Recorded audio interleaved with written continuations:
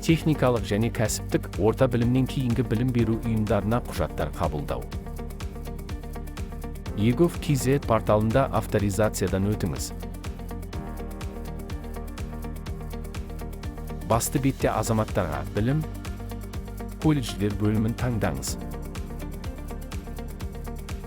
Қызметтер тізімінен техникалық және кәсіптік орта білімнен кейінгі білім беру ұйымдарына құжаттар қабылдау таңдаңыз және онлайн сұрау батырмасы бойынша өтіңіз.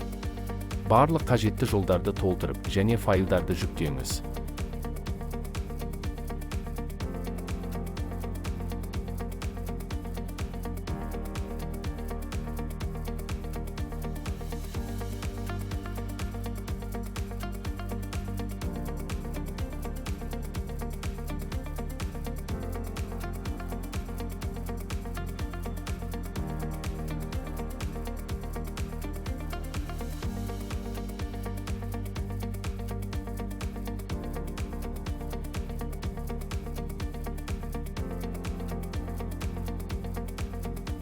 Өтінімге қол қоюдың қолжетімді әдістерінің бірімен қол қойыңыз.